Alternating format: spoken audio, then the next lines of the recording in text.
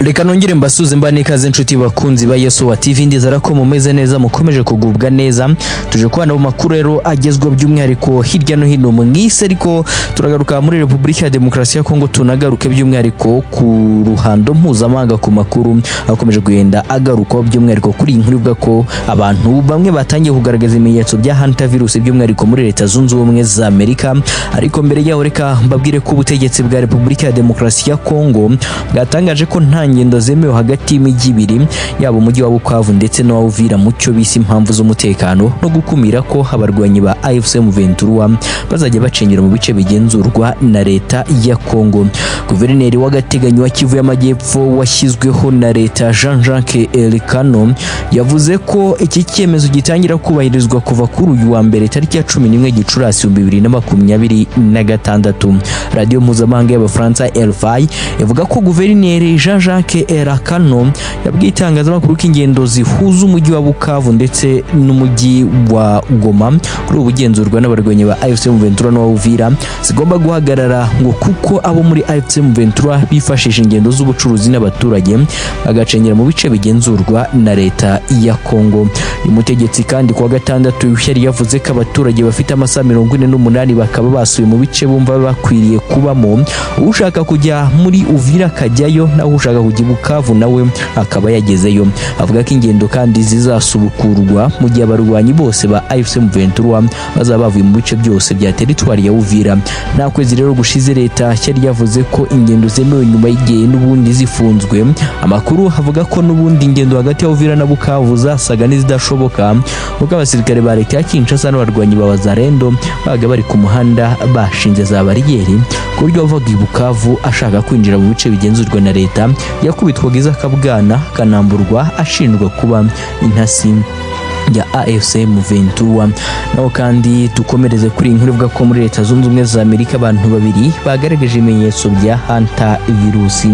Abantu babiri mu banyamerika 17 bari mu bwato bwa MV Hondias bwagaragayemo hantavirus bagaragaje ibimenyetso, ndetse umwe yasanzwemo imwe muri virusi zigize hantavirus. Byatangajwe n'urwego rw'ubuzima rwa Leta Zunze Ubumwe za Amerika NNS, ndetse rwavuze ko abo banyamerika bose bari muri ubwo bwato uko ari 17 bahawe indege basubiza muri Amerika kugira ngo bajye kwitabwaho birushijeho. Hantavirus ni indwara iterwa na virusi zikunze kuba mu ngugunyi nk'ingesi cyangwa se cyane cyane imbeba. Abantu bashobora kuyandura binyuze mu guhumeka umwuka wandujwe n'inkari, ibisigazwa cyangwa amacandwe y'izo ngugunyi cyangwa se inkegesi. Bayandura kandi binyuze mu gukora ahantu handuye umuntu akikora ku munwa, ku zuru cyangwa mu maso, kurya cyangwa kunywa ibiribwa n'amazi byanduye. Iyi virusi kandi yatangiye kongerwa kugarukwaho cyane ubwo abantu 150 bari mu bwato bwa MV Hondias bari mu rugendo rwatangiye muri Werurwe 2026 rwerekeza muri Antarctique, ariko bamwe batangira kugenda bapfa biza gutahurwa ko ari hantavirus iri kubahitana. Ubwo bwato kandi bwahise busa n'ubugiye mu kato kuko bwaheze mu nyanja hafi y'ibirwa bya Canary, kuko ibihugu bitandukanye byanze kubwakira byanga ko ababurimo bashobora kuba bafite iyi ndwara bakaba bayanduza abandi. Icyakora ibihugu bitandukanye byatangiye kugenda bicyura abaturage babyo bari baburimo, aho abenshi bahitaga babanza kunyuzwa mu kato. Hanyuma dukomeze no mu yandi makuru kandi twabateguriye agezweho muri uyu mugoroba. Abwire ko umurambo w'umusirikare wa Amerika wabonwe mu mazi yo muri Maroc. Umusirikare wa Leta Zunze Ubumwe za Amerika wari waraburiwe irengero muri Maroc kuwa 2 Gicurasi 2026.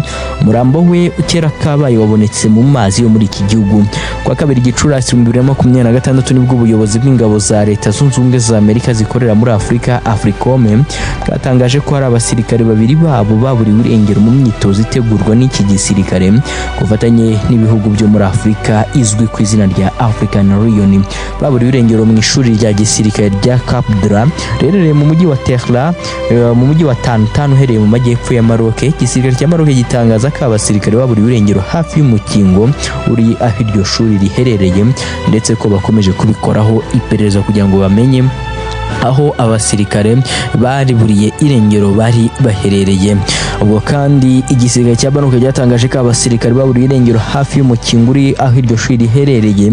Ingabo za Amerika zitangaza ko abanyamaroke bari gushaka abasirikare kuwa 9 Gicurasi babonye ibice by'imibiri by'umwe muri bo byaboranywe mu ntera ikilometero 1.6 uvuyeho abo basirikare baburiye. Wabonetse ni First Lieutenant Kendrick Lamont Kerr Jr. ayobora itsinda ry'abasirikare bakoresha imbunda ziremereye. Ingabo za Amerika zikaba zatangaje ko umusirikare wa kabiri ataraboneka ariko ko ibikorwa byo kumushakisha bikirimbanije. African Lion ni imyitozo ya gisirikare yo ku rwego rwo hejuru itegurwa na Amerika ku bufatanye n'ibindi bihugu byo muri Afrika. Imyitozo yitabirwa n'abasirikare benshi baturutse muri Amerika, ibihugu bibarizwa mu muryango w'ubutabarane wa OTAN ndetse n'ibihugu byo muri Afrika. Imyitozo kandi bigamije kuzamura imikoranire n'ubunyamwuga mu bya gisirikare hagati y'izi ngabo ndetse no kwitegura igihe habayeho ikibazo mu bihugu bya Afrika cyangwa ahandi bashobora gukorana mu kubikemura. Africom igaragaza ko imyitozo ihambaye ibera muri Maroc ihabera kubera ko yitabirwa n'abasirikare barenga 5,000 baturutse nibura mu bihugu bigeze kuri 40.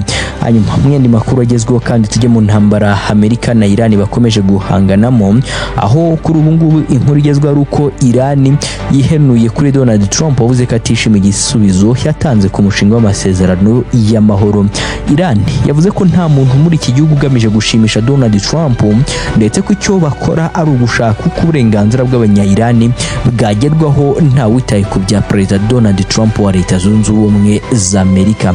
Bati niba Trump atabyishimiye ni byiza kurushaho.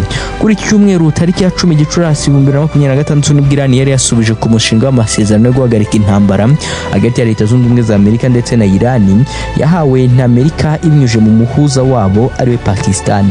Mu gusubiza Iran ikaba yaragize ibitekerezo ibutangaho bijya nuko nayo yifuza ibintu byagenda atari ukugendera gusa ku bitekerezo bya Leta Zunze Ubumwe za Amerika. Gusa ibi ntabwo byashimisha Donald Trump, nawe avuga ko atabyishimiye ndetse ko ari ibintu bitihanganirwa na gato. Donald Trump yashinje Iran ihora ibeshya Amerika n'isi kuva mu myaka 47 kuzongera uko ayo Iran isekesha izayarisha umunsi umwe. Ati ibi ntituzabyihanganira na gato. Hashize kandi ukwezi kurenga Amerika na Iran byemeranije agahenge katangiye tariki ya 8 Mata mu 2026 ndetse kuva icyo gihe ibiganiro hagati y'ibihugu ntabwo byagenze neza nk'uko byari byitezwe.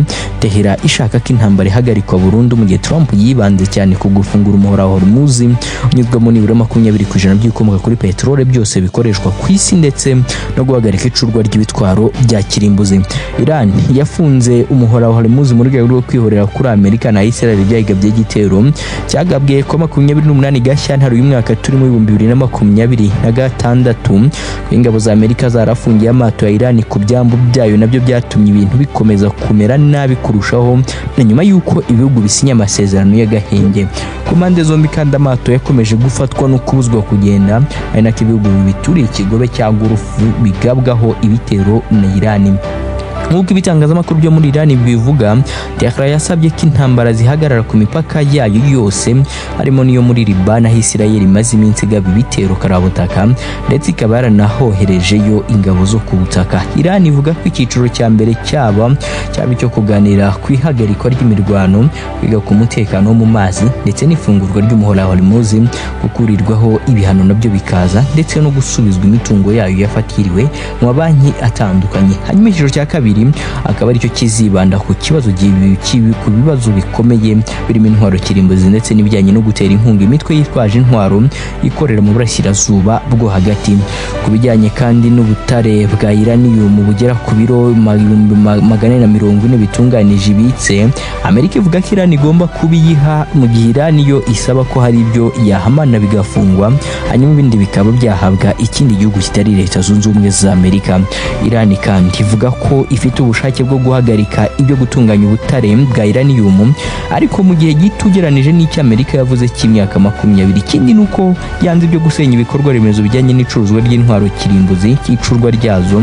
Iran ikaba yari yaragiranye amasezerano na Amerika ku butegetsi bwa Barack Obama aho Iran yari yemerewe gutunganya ubutare bwa uranium ku kigero cy'igipimo cya 3.67%.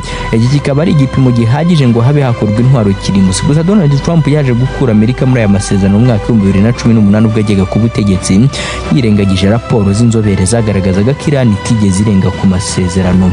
umuyobozi wo hejuru wa Iran kandi yavuze ko ibyifuzo Iran yagejeje kuri Amerika byibanze ku busabe bwo gukurirwaho ibihano by'ubucuruzi bwa peteroli, gusubizwa amafaranga yayo yafatiriwe ndetse no kuba amato yayo hagotewe ku byambu n'ingabo za Amerika yakomorerwaga abasha gutambuka byoroshye.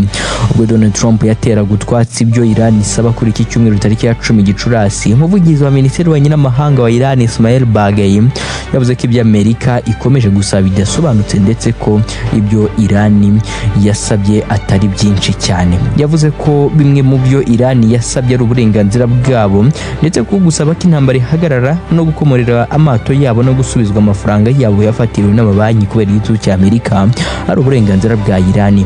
Yakomeje avuga ko kubijyanye no gufungura umuhora wa Hormuz, kugarura umutekano mu karere na Libani hari igikorwa cy'uburenganzira cyangwa se igikorwa cy'ubugiraneza n'inshingano za Iran kugira ngo umutekano w'akarere wongere gusagamba. Reka mbashimire cyane mwese twabanye muri aya makuru yaragezwe, dusubire mu kanya gato mu yandi makuru araza kwagezwa. Mukande subscribe hano kuri Yosua TV.